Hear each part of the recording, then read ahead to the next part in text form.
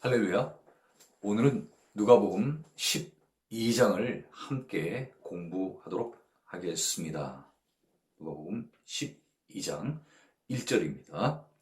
그동안에 물이 수만 명이 모여 서로 밟힐 만큼 되었으니 예수께서 먼저 제자들에게 말씀하여 이르시되 바리새인들의 누룩 곧 외식을 주의하라.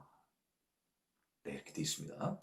자, 그동안에 이렇게 되어 있는데, 그동안에는 그 앞서 누가복음 11장에 예수님께서 초대를 받으셔서 한 바리새인 집에 가서 식사를 하시면서 얘기들이 오갔고, 또 얘기를 하는 과정에 있어서 또 율법 교사들이 또 끼어들어서 예수님께 이렇게 모여가십니까? 그러면서 막 대들고, 그래서 이제 또 예수님께서 말씀을 해주시고, 그리고 거기서 이제 나오시니까 서기관과 바리새인들이 막 거세게 달려들어서 따지면서 11장이 끝나게 됩니다.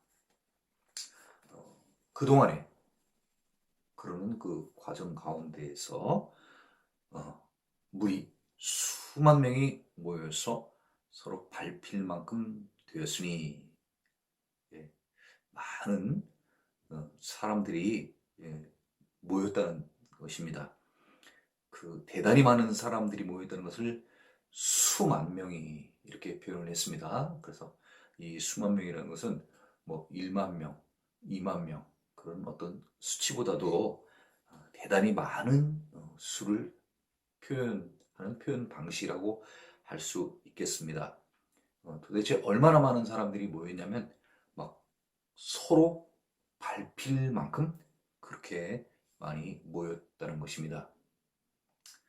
이 말은 다시 말하면은 예수님께서 공생의 기간 동안에 이제 쭉 여러 지역들을 다니셨고, 또 예수님께서 12제자를 파송하시고 또 70인의 제자들을 또 파송하는 이런 일들을 통하여서 예수님에 관한 예수님의 그 행적에 관한, 다시 말해서 예수님께서 말씀을 전파하시는 것과 또는 그 병자들을 치유하시는 이런 일들이 많은 사람들에게 알려졌고 그 들은 사람들 가운데에서 또 그 말씀을 듣고자 하는 자들, 또 병자들 됐고, 예수님이 계신다는 소문을 들으면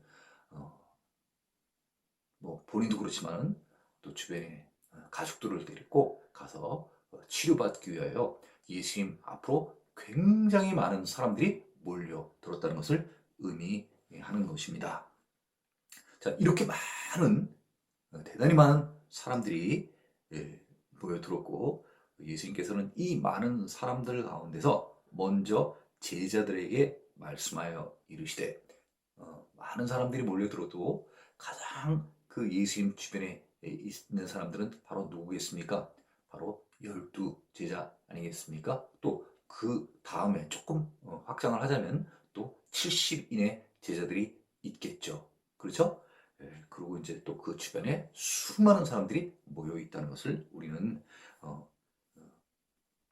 앞서 누가복음을 쭉 봐오면서 우리가 깨달을 수 있는 것입니다. 그래서 가장 가까이에 있는 그 제자들에게 말씀을 하시는 것입니다.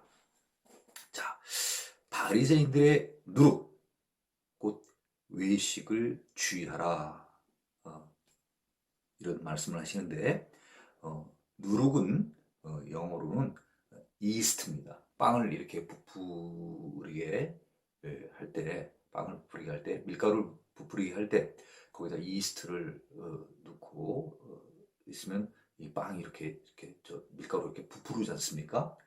그것을 의미하는데, 이 누룩이라는 말보다도 누룩이 바로 무슨 뜻이냐 그러면 곧 외시라고 표현해 놨습니다.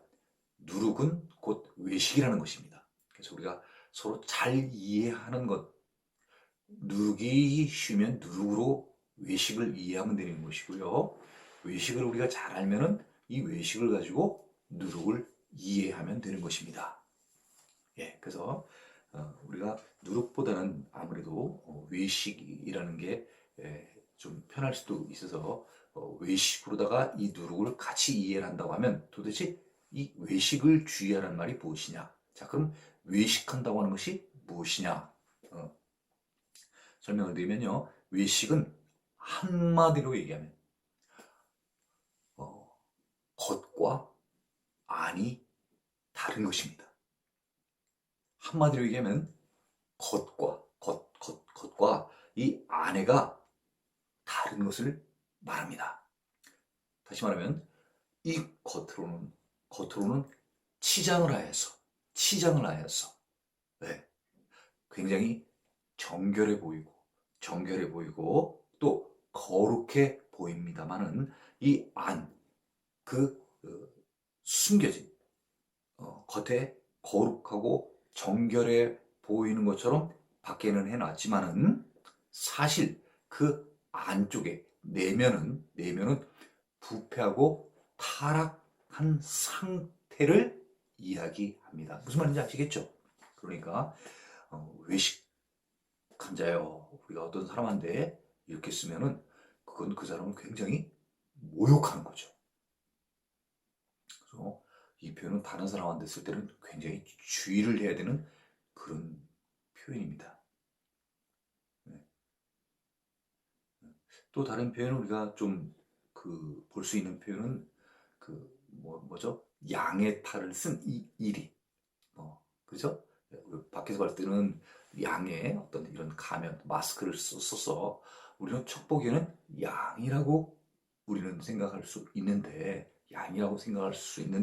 사실은 그 탈을 벗겨보면 그 안에는 뭡니까?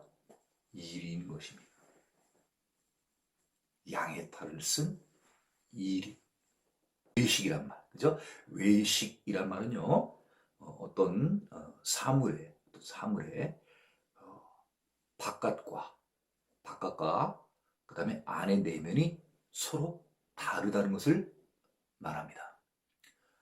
밖은 어떠냐면요, 밖은 성결해 보이고 깨끗해 보이고 정결해 보이는 것처럼 꾸며 놓았으나 그 위장이죠.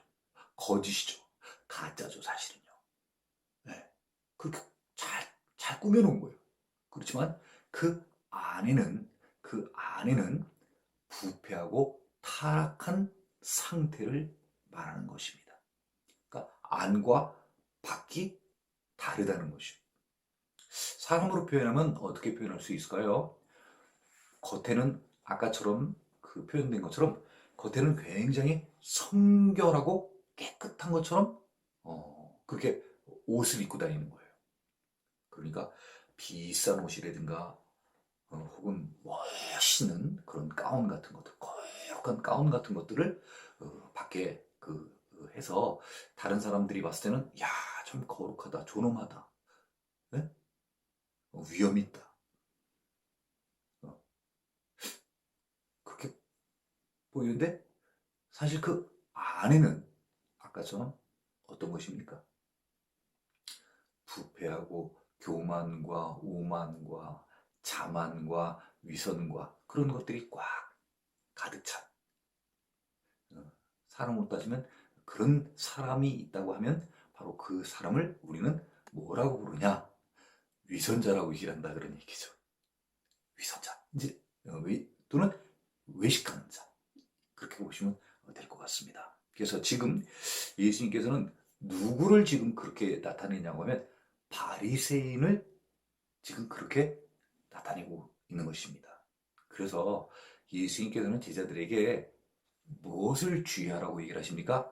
바리새인들의 외식을 주의하랍니다. 예. 그러면 다시 말하면요, 이 말씀은 무슨 말씀입니까?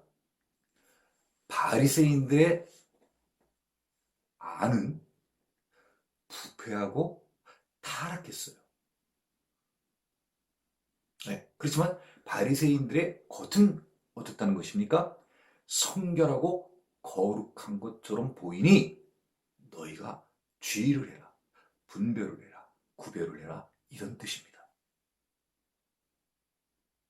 네, 무슨 얘기인지 아시겠죠? 자, 2절입니다. 감추인 것이 드러나지 않을 것이 없고 숨긴 것이 알려지지 않을 것이 없나니. 다시 말하면 무슨 말이겠습니까? 어떤 것을 살짝 이렇게 감춰놨지만은 그 감춘 것이 반드시 나타난다는 얘기고요. 또 뭐를 갖다가 숨겨놨어요. 네, 땅에다 묻어놓든지, 어디 금고에 넣어놓든지 아무도 그것을 알 수 없도록, 볼 수 없도록 숨겨놨는데요. 그것이 결국은 다 알려지게 된다는 거죠. 예. 우리 그런 것들이 있잖아요. 가족 간에. 예? 야, 너 그거 꼭 그거 절대 누구한테 얘기하면 안 돼. 비밀로 해. 비밀로 해. 교회 내에서도 그런 경우도 있지 않습니까? 예, 어떤 사람의 얘기를 듣게 되면 그 얘기에 대해서 비밀을 지켜줄 것을 꼭 얘기를 하고 그 사람 얘기를 하는 거죠. 그렇죠? 그렇지만 그 비밀들이 결국은 교회를 다 돌게 돼서 교회 전 모든 분들이 다 알게 되는 이런 일들이 종종 있지 않습니까? 이건 뭐 물론 좋은 얘기는 아닙니다만은 어떤 것들은 절대 말하면 안 되는데 우리를 믿고 어떤 기도 부탁 같은 것들을 할 때가 있는데 종종 그것을 기도할 때 이제 오픈을 해가지고 하는 바람에 그 사람의 어떤 사생활 이런 것들이 다 드러나 버려서 참 곤란한 경우들이 있습니다. 이것과 그것은 꼭 같은 얘기는 아닙니다. 같은 얘기가 아니지만은 우리가 교회 내에서 어떤 다른 사람들의 비밀로 해다는 얘기를 들었을 때는 그건 정말로 그 사람의 어떤 프라이버시를 생각을 해서 꼭 지켜줘야 하는 것입니다.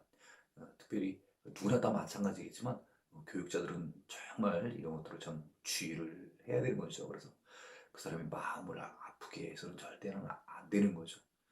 그 사람의 어떤 속상하고 마음 아픈 것들을 위로를 해준다고 사실은 들었는데 그것을 또 뭐 의도적인 건 아니겠습니다만 종종 알려주게 돼서 결국은 그 사람이 또 교회를 떠나게 하는 결과적으로는 이런 일들이 있게 되는데 참 마음이 아프죠. 이거는 그 내용하고 조금 다른 내용입니다만은 생각이 나서 말씀을 드렸습니다. 자, 어쨌든 그런 그 감추인 것, 드러나지 않을 것이 없고 숨긴 것이 알려지지 않을 것이 없다. 그런 얘기는 무슨냐면요. 바리새인들이 겉으로는 아주 멋있게 잘 치장을 잘 한 거예요. 성결해 보이고 깨끗해 보이는 것처럼 이렇게 했지만은 사실 내면은 어떻다는 거예요? 부정하고 부패했다는 것이죠. 그렇지만은 일순간은 이 바리새인들의 그 안에 있는 부정과 타락한 이런 모습들을 거짓말로 가짜로 위장을 해서 안 보이게 해놨지만 결국은 시간이 흘러가게 되면 그 바리새인들의 안을 볼 수 있는 때가 온다는 것이죠. 그 안에 있는 부정하고 탐욕스럽고 한 그런 모습, 그런 내면이 반드시 드러나는 때가 있다. 그런 얘기죠. 그렇죠. 그렇지만은 우리가 좀 지혜롭다고 하는 것은 결국은 오랜 세월이 흐른 다음에 그 사람이 어떻다는 것을 알게 되는 것보다도 미리 알면 그 사람을 좀 조심할 수 있잖아요. 그렇죠? 우리는 교회 내에서 다른 사람으로부터 참 상처를 많이 받게 되는데 그 상처를 많이 받게 되는 이유 중에 하나는 그 사람의 어떤 외면을 보고 그 사람을 너무 믿기 때문에 이런 일이 많이 생기는 것입니다. 그래서 우리가 교회 생활을 하다 보면은 우리가 절대 사람은 믿는 대상으로 생각하면 안 되는 것입니다. 우리의 믿는 대상은 오직 하나님만 믿는 대상으로 생각을 해야 되는 것입니다. 우리가 사람과 사람 사이에는 서로 사랑해야 될 어떤 이런 관계고 믿는 대상으로서는 사람을 믿어서는 사실은 안 되는 것이죠. 왜? 많은 상처를 받기 때문에 그건 그렇습니다. 그래서 우리가 하나님 예수님처럼 다른 사람의 외모를 보지 않고 그 심중을 볼 수 있다고 하면은 우리가 많은 상처를 교회에서도 그렇고 세상에서도 그렇고 받지 않을 때 우리는 사실 우리의 어떤 이런 한계로 말미암아 어떤 한계입니까? 사실은 분명히 하나님의 우리가 그 외모를 따라서 하나님의 이미지를 따라서 우린 지음받은 사람들이기 때문에 어떻게 보면 우리는 집중만 하면 사람의 마음을 아마 이렇게 볼 수 있을 것 같다는 생각도 드는데 사실은 우리의 눈은 어디에 더 많이 익숙해요? 안에 내면을 보기보다는 그 사람이 보여주는 행동과 외모에 우리는 더 많이 이끌리는 경향이 있죠. 그렇죠? 네. 자, 3절입니다. 이러므로 너희가 어두운 데서 말한 모든 것이 광명한 데서 들리고 지금 2절을 설명해 주는 것입니다. 3절은요. 3절은 지금 2절을 설명해 주는 거예요. 꽁꽁 감춰놨어요. 감춰놨어요. 그래서 너희가 어두운 데서 말했어요. 환한 광명 천지. 이 대낮에 사람들 많은 앞에서 얘기한 게 아니라요. 아주 어두운 데서 조근조근 이렇게 얘기를 했는데요. 그 어두운 데서 얘기한 것들이 광명한데 밝은 데서 다 들려지게 된다는 거예요. 다른 사람들이 다 알게 된다는 거예요. 또 너희가 골방에서 귀에 대고 그냥 오픈된 데도 아니고요. 골방이랍니다. 그죠? 사람들이 잘 가지 않는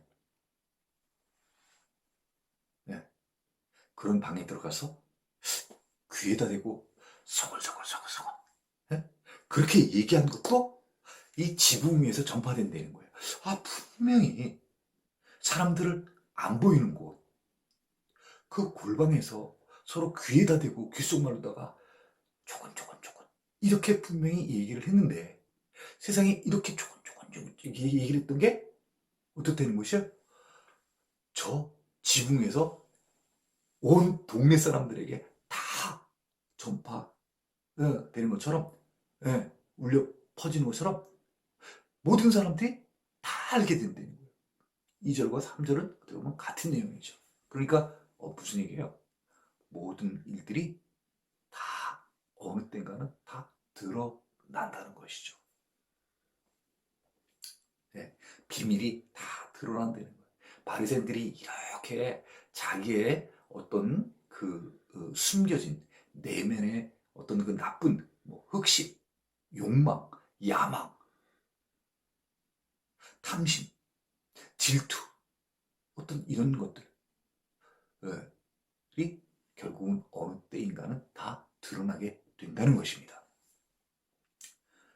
4절입니다. 내가 내 친구 너에게 말하노니 예수님께서 이 제자들을 얼만큼 가깝게 생각하는지 얼만큼 또 사랑하시는지 그 표현을 내 친구라고 얘기를 했습니다. 영어 성경 NIV로 봤더니 NIV 성경에서도 똑같습니다. My friend, my friends 이렇게 되어 있습니다. 내 친구라고 얘기했습니다. 제자들을요. 음, 음. 굉장히 사랑스러우신가 봐요. 그죠? 제자들이. 어떻게 보면 그 제자들 사랑스럽잖아요. 사실 우리가 앞에서도 제자들을 부를 때 어떻게 그 상황들을 기억이 나시죠? Follow me 이렇게 얘기했더니 세상에 그 제자들이 자기 어떤 가정 생활이라든가 또는 직업이라든가 갖고 있던 직업들 뭐 배라든가 그물 같은 것들도 진짜 그 글자 그대로 다 놓고 will follow you 하고 따라가는 그 제자들이 있지 않습니까? 하지만 또 오늘날에도 또 그런 사람들이 또 생각해 보니까 또 있긴 있네요. 선교 나가시는 분들, 그치? 이런 분들 또 모든 거 자기의 어떤 생업도 포기하고 하나님께서 명령하시면 또 가는 그런 선교사들이 있죠. 예. 그 예수님께서 지금 그 제자들을 내 친구라고 지금 얘기하시면서 그 친구들이라고 생각하는 그 그 제자들에게 아주 중요한 내용들을 얘기를 해주십니다. 자, 4절입니다. 내가 내 친구 너에게 이르노니 몸을 죽이고 그 후에는 더 능히 더 못하는 자들을 두려워하지 말라. 이게 무슨 말입니까? 상당히 성경 처음 보시는 분들에게는 굉장히 어려운 말일 수 있을 것입니다. 아니, 사람이 죽으면 몸을 죽이면 다 끝나는 게 아닌가? 끝나는 게 아니라는 것입니다. 예. 예. 자, 몸을 죽이고 육신이 죽었습니다. 세상 사람들은 육신이 죽으면 다 끝났다고 생각을 합니다. 그렇지만은 지금 누가복음에는 뭐라고 지금 4절에 계속해서 얘기가 나옵니까? 몸을 죽이고 그 후에는 능히 더 못하는 자들을 두려워하지 말라. 그러니까 능히 더 못한다는 것은 사람이 육신이 죽은 이후에 또 다른 어떤 일들이 있게 된다는 것을 지금 얘기를 해줍니다. 예. 우리가 예수 그리스도, 예수님을 믿고 기독교인이 되었습니다. 크리스찬이 되었습니다. 그러면 우리 크리스찬들은 흔히 얘기하는 것처럼 예수 믿고 천국 갑시다 하는 그거 있잖아요. 그죠? 하는 그것처럼 반드시 이 세상과 또 다른 세상이 있다는 것을 우리는 알고, 그래서 우리는 예수를 따르는 사람들 아니겠습니까? 세상 사람들은 이 사는 목표는 우리가 살고 있는 이 세상이 이제 죽음이 오면 끝난다고 생각을 하는 것입니다. 그래서 한평생 사는 이 기간 동안을 어떻게 하면 많은 물질을 가지고 또 어떻게 하면 명을 더 오래 살 수 있는가 하는 여기에 포커스가 맞춰져 있습니다. 네. 그렇지만 우리 기독교인은 그들과 생각이 다른 게 이 세상 말고 우리 육신이 죽은 다음에 또 다른 세상이 있다고 믿는 것입니다. 그것이 우리가 세상 사람들하고 다르게 생각하는 것이고, 네. 우리가 또 그렇기 때문에 우리가 예수 그리스도를 구주로 믿고 신앙생활을 하는 것 아니겠습니까? 자, 4절 굉장히 중요하기 때문에 한 번만 제가 다시 읽겠습니다. 내가 내 친구 너에게 말하노니, 제자들을 갖다가 친구라고 칭하면서까지 얘기하시는 것은 그만큼 지금부터의 내용들이 아주 중요하다는 것을 의미하는 것입니다. 몸을 죽이고 그 후에는 능히 더 못하는 자들을 두려워하지 말라. 네. 몸을 죽이면 모든 것이 끝나는데 세상 사람들은 다 끝났다고 생각을 하죠. 그렇지만 죽은 사람에게 이제 그 이상은 더 어떤 것을 할 수 없는 그런 자들을 두려워하지 말라는 것이죠. 자, 계속해서 보겠습니다. 5절입니다. 마땅히 두려워할 자를 내가 너희에게 보이니 곧 죽인 후에 또한 지옥에 던져 넣는 권세인을 그를 두려워하라. 내가 참으로 너희에게 이르노니 그를 두려워하라. 간단한 설명을 하면은, 자, 지금 여기 나와 있는 것처럼 어떤 사람을 죽였습니다. 이 죽은 사람한테는 이제 더 이상 어떻게 할 수가 없는 거예요. 이런 자들을 두려워하지 말라는 거예요.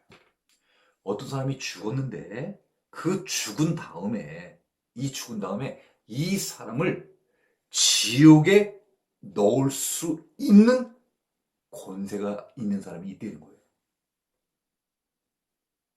그러니까 죽은 이후에 또 다른 세상이 있다는 거죠. 그를 두려워하는 거예요. 다시 한번 5절 세 번역을 한번 읽어보도록 하겠습니다. 세 번역입니다. 너희가 누구를 두려워해야 할지를 내가 너에게 보여주겠다. 죽인 뒤에 지옥에 던질 권세를 가지신 분을 두려워하여라. 그렇다. 내가 너에게 말한다.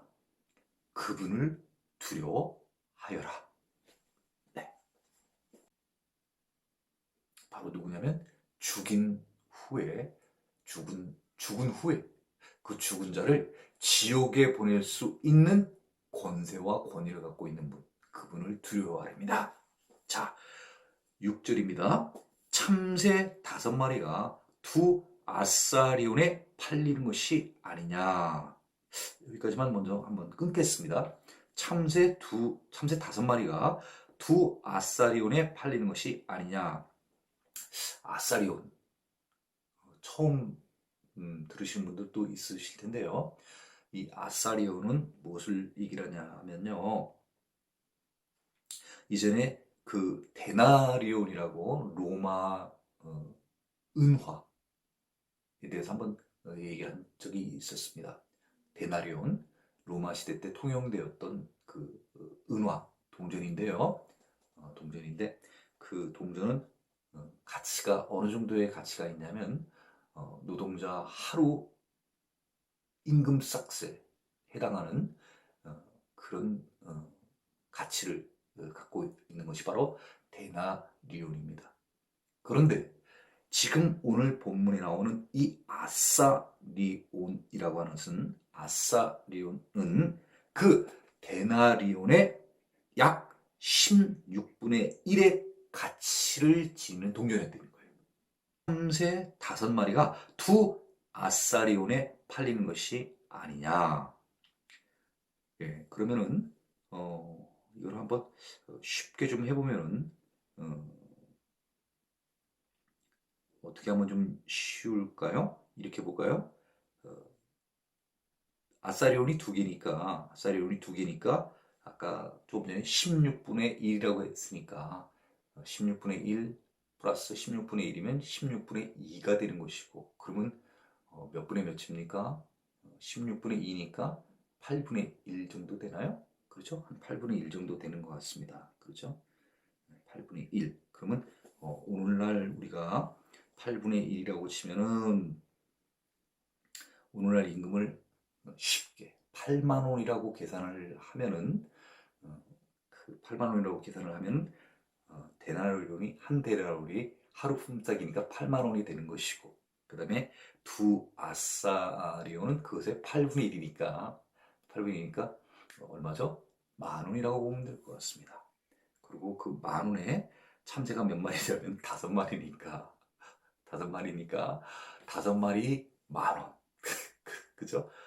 5마리 만 원. 그럼 한 마리는 얼마예요? 2,000원이죠. 그렇죠? 그냥 쉽게 그냥 그렇게 생각하시면 될 것 같습니다. 그래서 5마리가 한 만 원에 팔리는 것이 아니냐.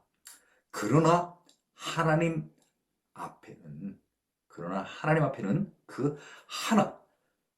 한 마리면 2,000원 정도밖에 안 되는 이 한 마리도, 참새 한 마리도 잊어버리는 바 되지 아니하노라. 그렇게 한 마리에 2,000원밖에 안 되는 아주 이 가치가, 지금 가치에 대해서 얘기를 하는 거예요. 세상에서 어떤 이 가치가 별로 이렇게 귀중하지 않은, 귀하지 않은 그런 그 참새도 5마리에 다섯 마리에 두 아사리온에 팔리는 가치가 없는 이 참새 이 5마리, 그죠? 그 5마리 가운데서 5마리 다도 아니고 요 한 마리, 그 한 마리도 하나님께는 잊어버리는 바가 되지 아니하노라. 반대로 얘기하면요, 하나님께서는 기억하신다는 거예요. 하찮은 참새 한 마리도 하나님께서는 다 기억하신다는 얘기죠. 그러면 하나님께서는 왜 이 참새 한 마리까지도 다 이렇게 기억을 하실까요? 하나님께서 세상을 창조하셨기 때문에 그렇습니다. 하나님께 창조하신 것은 해와 달과 별과 또 뭐 산과 물과 바다와 이것뿐만이 아니라 모든 그 공간에서 어, 살게 하시는 위로는 조류들, 지금 참새, 까마귀, 뭐 독수리, 그렇죠? 그다음에 또 이 땅에는 또 뭐가 있습니까? 많은 또 동물들이 있지 않습니까? 또 바다에는 또 뭐가 있습니까? 바다에는 또 많은 고기들이 있습니다. 이 모든 것들이 하나님께서는 다 하나님께서 만드신 하나님의 것이기 때문에 다 귀중하지 않은 게 없다 하는 이야기입니다. 쉽게 말하면 우리 가정 가운데 가지고 있는 숟갈이면 숟갈 하나, 젓갈이면 젓갈 하나, 우리 집안 내에 있는 어떤 모든 것들도, 물품들도 우리가 다 귀중하게 생각하기 때문에 우리는 다 그것을 갖고 있는 것 아니겠습니까? 가정에 있는 것은 다 우리 것 아니겠습니까? 똑같이 이 세상 가운데 하나님께서는 이 지구뿐만 아니라 전 우주도 다 만들어주시지만 또 좁게 우리가 생각을 해보면 이 지구 안에 있는 모든 것들은 다 하나님께서 창조하셨기 때문에 하나님께서 창조하신 그 모든 것들은 하나님의 소유로 말미암아 하나님께서 모든 것을 다 소중하게 생각하신다고 하는 것입니다. 자, 7절입니다. 너희는 지금 누구를 이야기를 하는 것입니까? 내 친구라고 얘기하신 바로 제자들을 얘기하는 거 아니겠습니까? 너희에게는 심지어 머리털까지도 다 세신 바 되었으니 제자들의 어떤 제자들에 대해서 하나님께서 어떻게 생각하신지를 지금 표현해 주시는 것입니다. 제자들을 뭐라고 표현했습니까? 내 친구라고 표현했습니다. 지금은 또 뭐라고 얘기를 하십니까? 너희에게는 심지어 머리털까지도 다 세신 바 되었다는 것입니다. 우리 세상에 머리털이 몇 개인지 우리는 모르죠. 그렇죠? 우리는 내 몸인데도 내 머리털이 몇 개인지도 몰라요. 그런데 하나님은 내 머리털까지도 다 세신 바 된다는 거예요. 다 알고 계신다는 거예요. 그럼 내가 생각할 때 내 머리털은 내 거라고 생각을 하는데 사실은 생각해보면 내 머리털에 있는 내 몸, 사실 이거 누구 거예요? 하나님 겁니다. 네. 두려워하지 말라. 두려워하지 말라. 너희는 많은 참새보다 더 귀하니라. 하나님께서 만드신 모든 피조물들, 그 피조물들 가운데에서 하나님께서 지금 누구를 지금 많이 사랑하시고 계시는지 예수님께서 그것을 말씀해 주고 계시는 것입니다. 누구를 과연 믿고 있는 것인지 예수님께서 이렇게 지금 얘기를 해주시는 거예요. 다 그 중에 참새 5마리도 중요하고, 야, 5뿐만 아니라 참새 그 한 마리도 내가 다 잊어버리는 바 되지 아니한다. 내가 다 기억을 한다는 거예요. 너는 내가 머리털까지 내가 다, 머리털 수도 다 내가 기억해.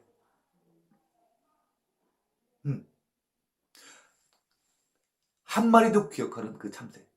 하지만 그 한 마리가 그렇게 많이 있더라도 그 많은 참새들보다도 제자, 네가 더 귀중하다. 자, 8절입니다. 내가 또한 너희에게 말하노니, 계속해서 지금 이야기하고 있습니다. 제자들에게 누구든지 사람들 앞에서 나를 시인하면, 다시 말하면 시인한다는 게 무슨 뜻이겠습니까? 나를 인정하면, 고백하면, 내가 누구라는 것을 너희들이 말해주면,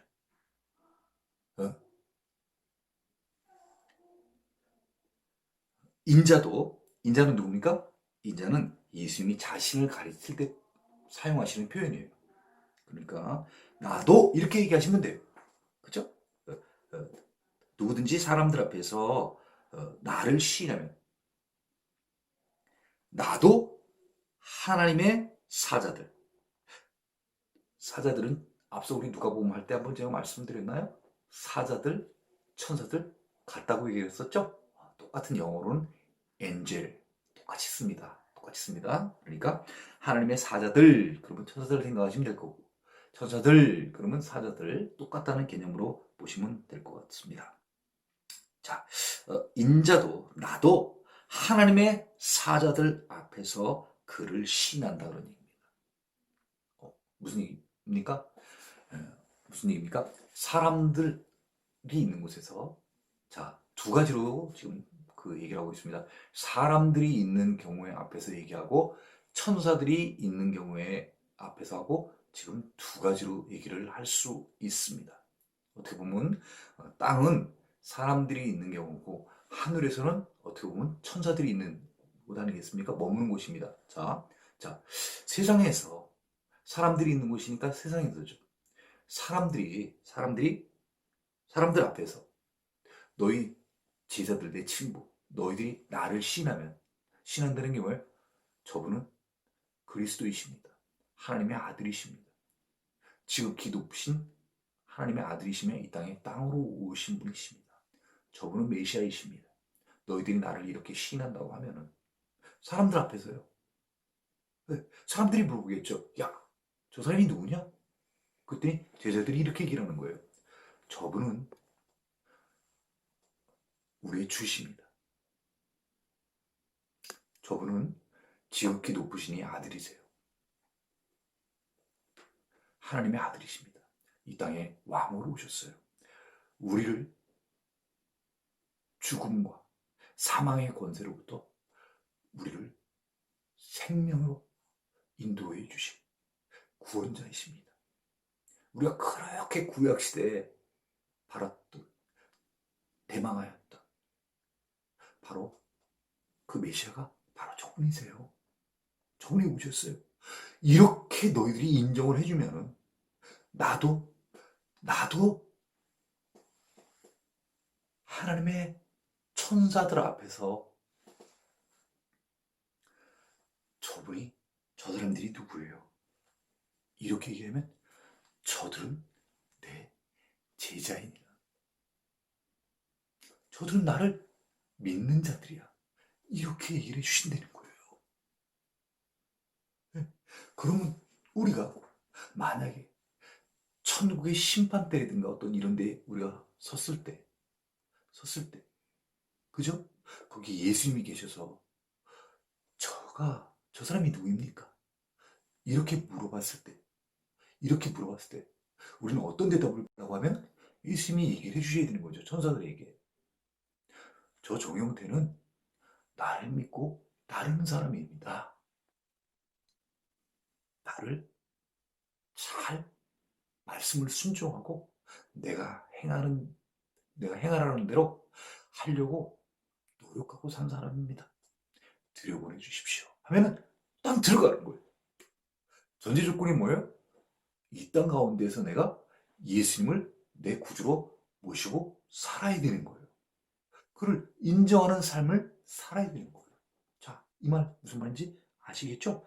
8절 다시 한번 읽겠습니다. 내가 또한 너희에게 이르노니, 내 친구 제자들 너희들에게 내가 이르노니, 누구든지 너희 제자들 가운데에서 누구든지 자, 사람들 앞에서 나를 시인하는, 내가 누군데요?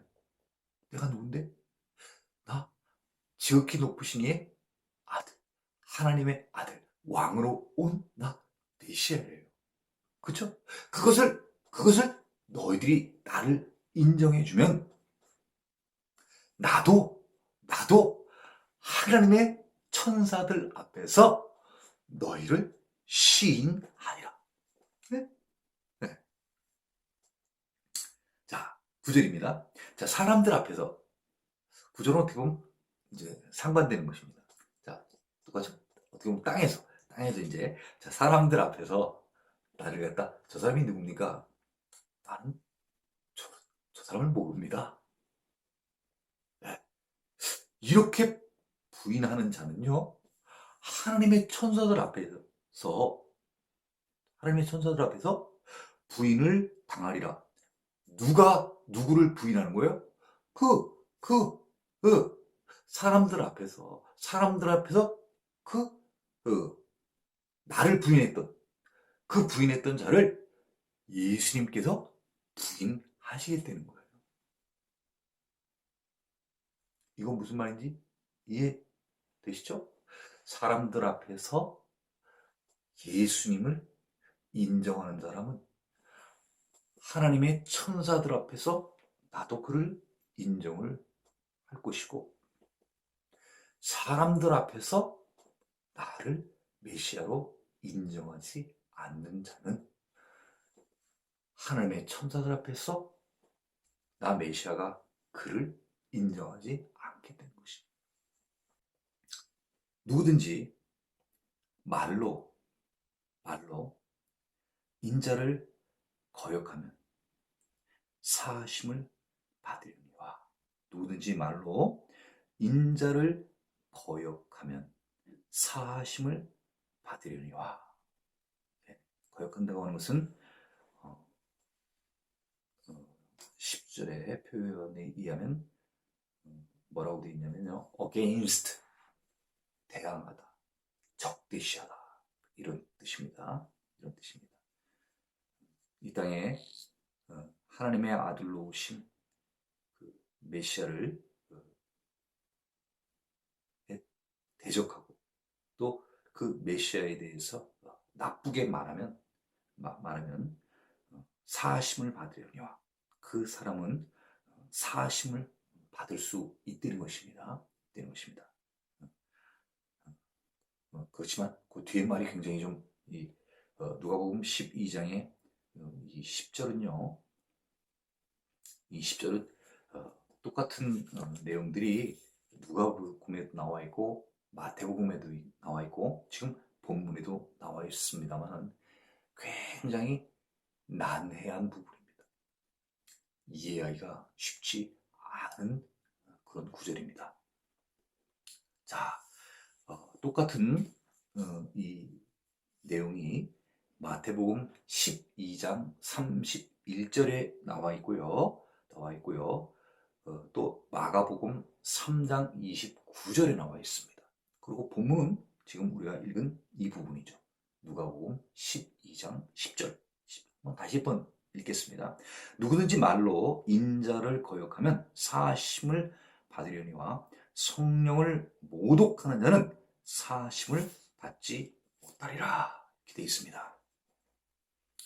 자, 성령을 모독하는 자는 앞에 나와 있는 것처럼 거역하거나 또는 대적하거나 혹은 나쁘게 말을 하더라도 정말 그 사람이 다시 한번 회개를 하게 되면, 그렇죠? 회개를 하게 되면 그거는 사하심 혹은 그 회개에 따른 그 속량, 죄사함, 그 다음에 무죄 판결을 받을 수 있다는 것입니다.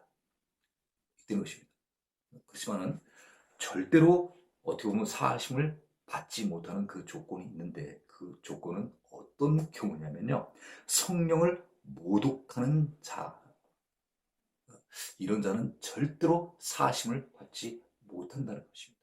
다시 말하면 사하심 뭐죠?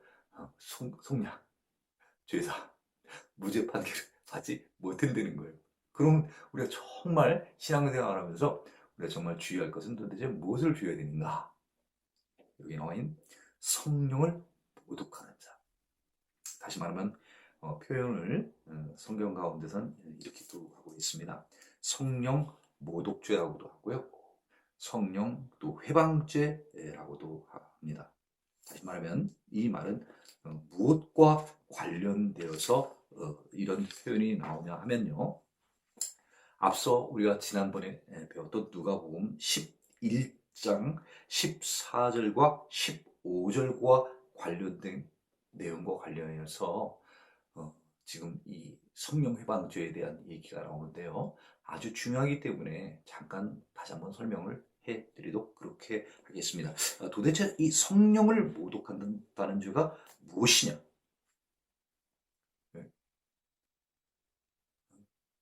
이것은 어떻게 보면 그 하나님의 신성모독죄하고도 관련되는 그런 부분입니다. 신성모독죄, 성령모독죄. 자, 누가복음 11장 14절에 한번 제가 읽어보도록 하겠습니다. 예수께서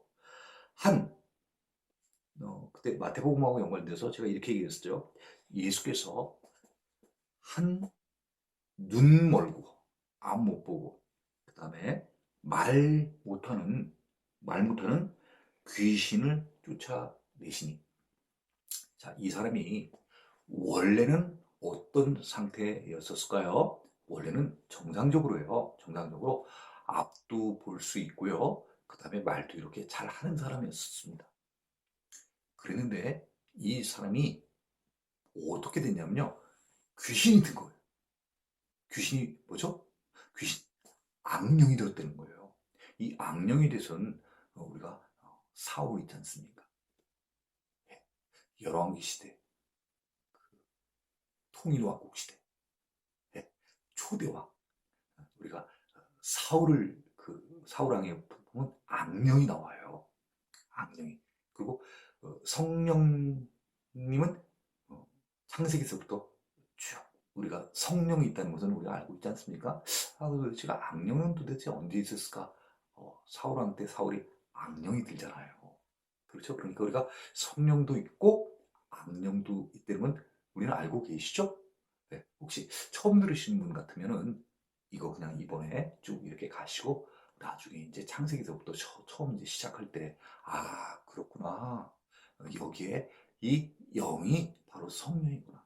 하나님의 신, 그 표현이 바로 성령님을 나타내는구나.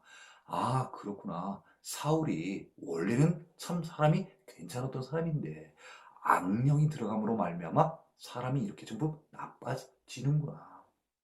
오늘날 우리도 똑같습니다.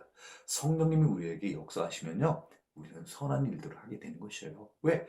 아래에서 내주하시는 분이 성령님으로 말미암아 우리는 바른 일들을 하게 되는 거예요. 그렇지만 우리한테 악령이 들어오게 되면요, 우리는 행하는 모든 것들이 다 어떤 일들을 행하는 거예요? 악한 일들만 하는 거예요. 마치 독사에게서 나가는 것이 뭐가 납니까? 나쁜 독이 나갑니다. 그 독은 사람을 죽이기도 하고 혹은 동물들을 죽이기도 하는 살상하고 멸망시키고 파괴시킨 독을 갖고 있는 거예요. 왜요? 안에 독이 있기 때문에. 그렇지만 꿀벌은 어떻습니까? 꿀벌은 어때요? 우리들 막 먹고 싶어 하잖아요. 꿀벌이요. 네. 몸에 꿀이 있는 거예요. 그래서 많은 사람들을 유익하게 하는 거예요. 몸에 꿀이 있기 때문에. 그렇죠? 네.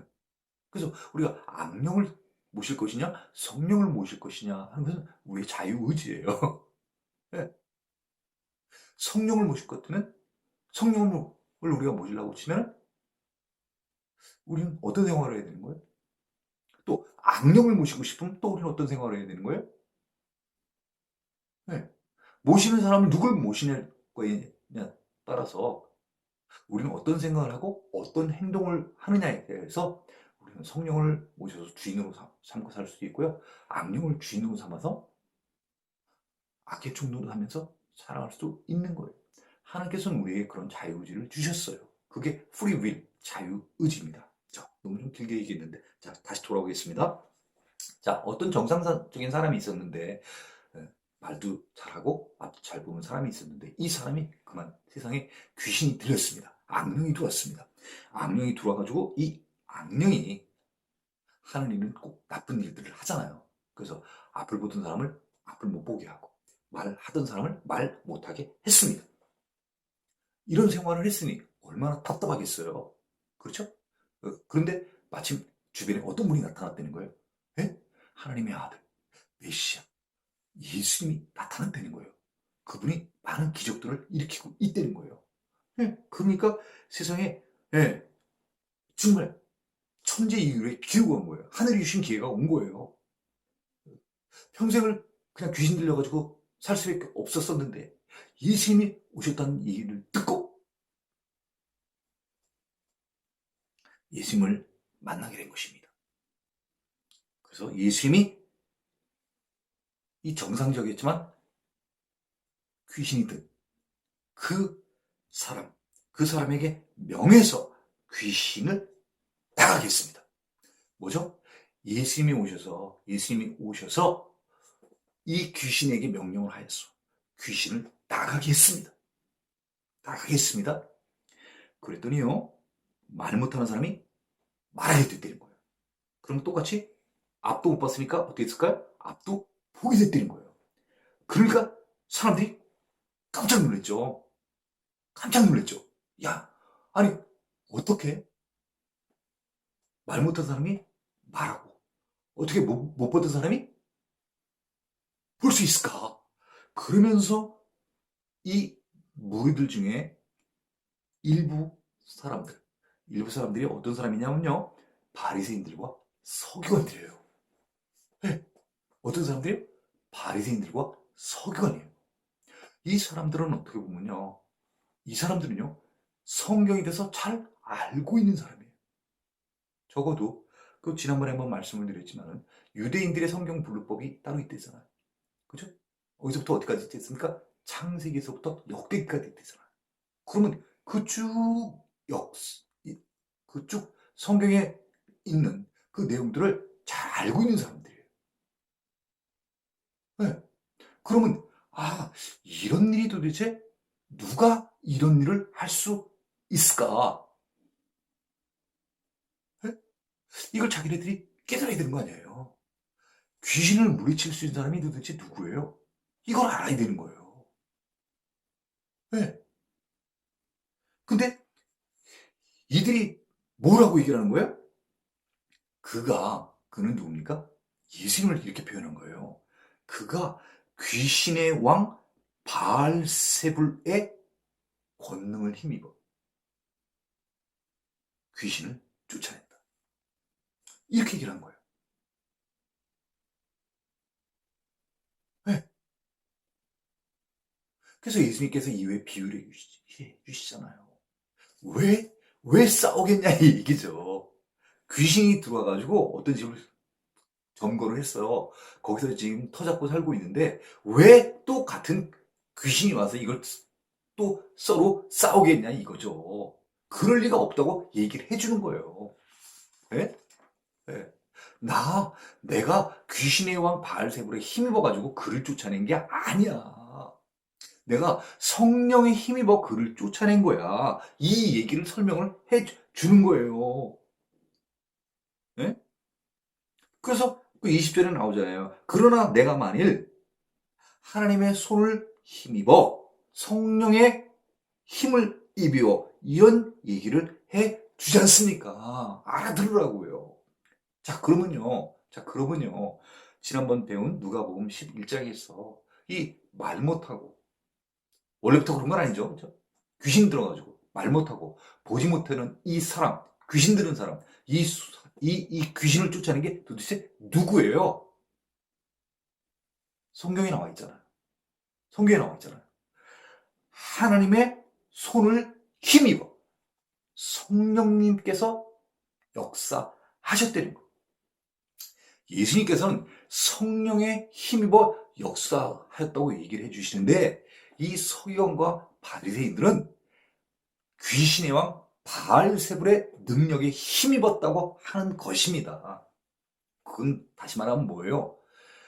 성령님이 역사를 해주셨는데도 불구하고 악령이 했다고 하는 것은 무엇을 얘기하는 거예요? 이 성령님을 모독하는 거예요. 이 이전에 어떤 일이 있었냐면 네? 이 서기관과 바리새인들이 예수님을 뭐라고 얘기를 해요? 너희들 신성 모독했다고 그런 얘기를 하잖아요. 이 이후에도 예수님을 자꾸 고발하고 막 이들이 막 쫓아다니면서 네? 네. 어떤 예수님이 어떤 트집 잡을 게 없나 계속해서 하는 것 중에 하나가 뭐예요? 그래서 성령님이 역사를 하셨는데도 불구하고 성령의 역사가 아니라 바알세불의 왕 힘을 입어서 그 일을 했다고. 누가 이렇게 생각을 하는 거예요? 서기관과 바리새인들. 너희들 이렇게 성령께서 역사하신 것을 깨닫지 못하고 그 성령의 역사를 세상의 바알세불의 역사라고 그렇게 성령을 모독하는, 사람 중에서 가장 기분 나쁜 게 뭐예요? 인격 모독 아니에요. 참기 어렵잖아요. 인격 모독. 그죠? 네. 똑같은. 우리도 그런 부분에서 참기 어려운 것처럼 우리 똑같이 하나님의 성품대로 지은 사람이니까요. 하나님의 아들로, 자녀로 지음 받았으니까요. 예수님께서도 참기 힘든 게 이 부분이에요. 성령 모독죄. 그 성령을 모독하는 자는 사하심을 받지 못하리라. 예수 그리스도를 통해서 분명히 성령께서 역사하심을 받습니다. 그렇지만 그것을 받아들이질 않아요. 그리고 사탄의 역사로, 바알세불의 왕, 그 귀신이 힘을 입어서 했다고 완강하게 자기들이 잘못된 것을 인정하지 않고 예수님을 배척하는 거예요. 이거는 도저히 이 성령 회방죄, 성령 모독죄, 이거는 사하심을 받지 못한다는 거예요.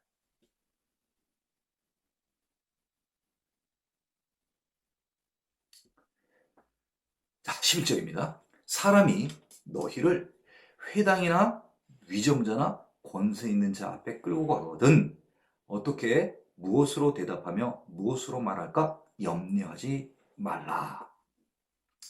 예수님께서는 앞으로 어떤 일들이 벌어질 거에 대해서 다 알고 계시면서 제자들에게 두려워할 것들, 또 염려해야 할 것들, 이런 것들을 다 얘기를 해주시는 거예요. 제자들이 염려해야 될 것들은 그런 경우가 면 염려하지 말아라. 또 두려워해야 할 어떤 사항들이 오게 되면 뭐라고 하는 거예요? 두려워하지 말아라.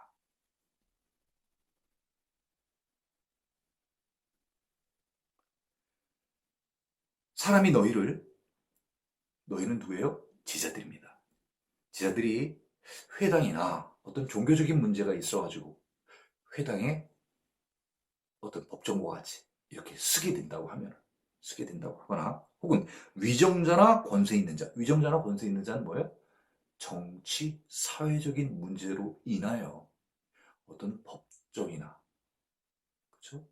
이런 데 너희가 쓰게 되더라도 무엇으로 대답을 하며 무엇으로 말할까 염려하지 말라는 거예요.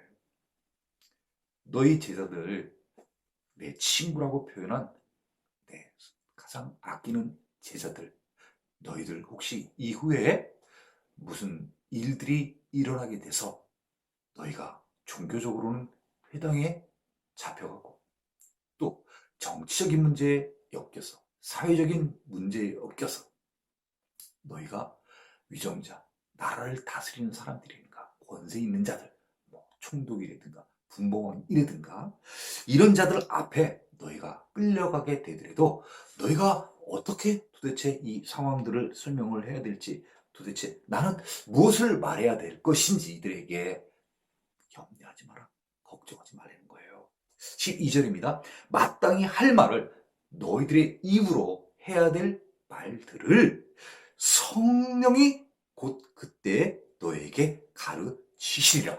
너희한테 어떤 위기가 왔었을 때 무엇을 말해야 할 것인지, 무엇을 대답해야 될 것인지 걱정하지 말라는 거예요.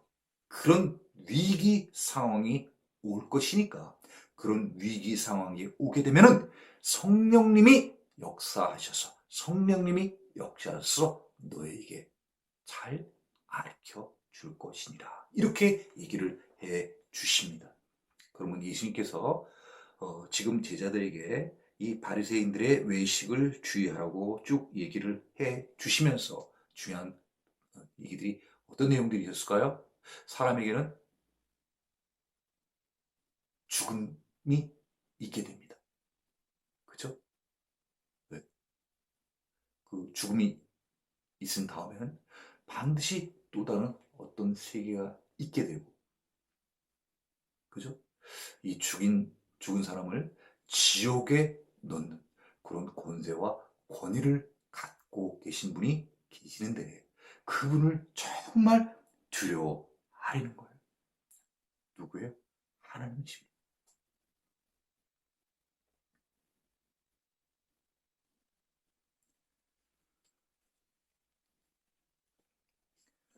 이 사람이 죽은 다음에 그런 지옥에 있는 권능과 권위, 그 심판은 무엇을 통해서 심판받아서 그 지옥에 들어가게 될까요? 그 사람이 이 세상에서 행했던 일들로서 심판을 받게 되는 거예요. 하나님이 그때의 심판관이 되신다는 이야기입니다.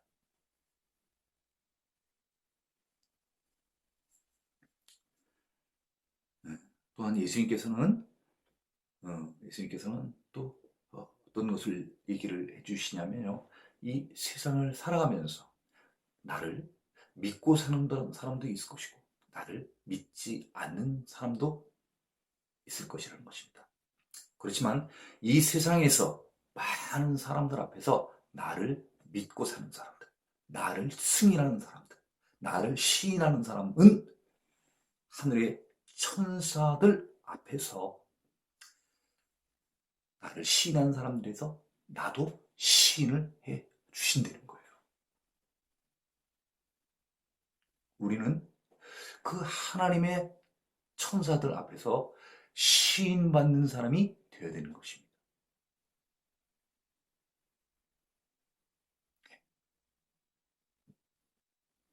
네, 똑같이 부인하는 경우들이 있습니다. 그렇죠? 사람들 앞에서 나를 부인하는 자는 하나님의 천사들 앞에서 나도 그를 부인하리라. 또 하나 성령을 모독하는 것에 대해서 예수님께서는 말씀을 해 주십니다. 다시 말하면 우리는 이 제자들 어떻게 이제 살아야 하는 것입니까? 성령을 받으면 죄사함을 받는 삶을 사는 것입니다. 구원을 받는 것입니다.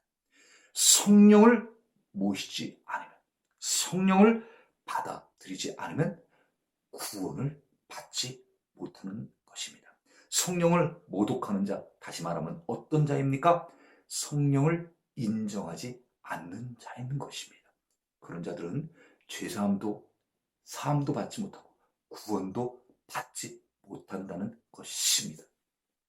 어떻게 보면 예수님이 세례받을 때 성령의 비둘기 같이 예수님께 임재하셨다고 하지 않습니까?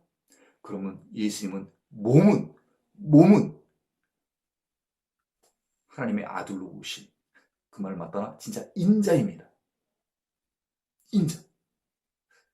인자로 오셨지만 이 예수님은 항상 누구와 함께 하시는 것입니까? 누구와 함께 하시는 것입니까? 성령님과 함께 하시는 것입니다. 예수님께서 하늘로 승천하실 때 예수님께서는 무엇이 올라가시는 것입니까? 무엇이 올라가시는 것입니까? 이제 육신이 올라가시는 것입니다. 이 땅에는 누가 그대로 남아있는 것입니까? 성령님이 이 땅에 계속해서 남아 계시는 것입니다.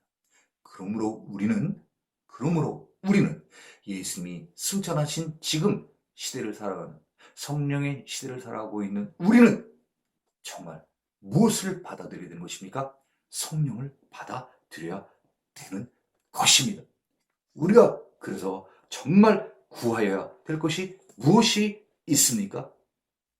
구하라, 찾으라, 두드리라. 그리고 문을 두드리라. 이때 구하라는 거. 도대체 무엇을 구하라는 것입니까? 구하라, 찾으라, 두드리라. 구하는 이마다 받을 것이요, 찾는 이는 찾아낼 것이요, 두드리는 이에게는 열릴 것이다. 자, 지난번에 했던 누가복음 11장 13절입니다. 너희가 악할지라도 좋은 것을 자식에게 줄 알거든 하물며 너희 하늘 아버지께서 구하는 자, 그 구하는 자에게 성령을 주시지 않겠느냐? 무엇을 구하라는 얘기입니까? 성령을 구하라고 하십니다. 성령을 구하는 것이, 성령을 우리가 받는 것이 하나님이 우리에게 주시는 가장 큰 축복입니다. 무엇을 구하라고 얘기하십니까? 성령을 구하라고 얘기를 하십니다. 자, 성령을 받으면 우리는 죄 사함을 받고 구원을 얻습니다. 성령을 받지 못하면 우리는 죄 사함을 받지 못하고 구원을 받지 못하는 것입니다.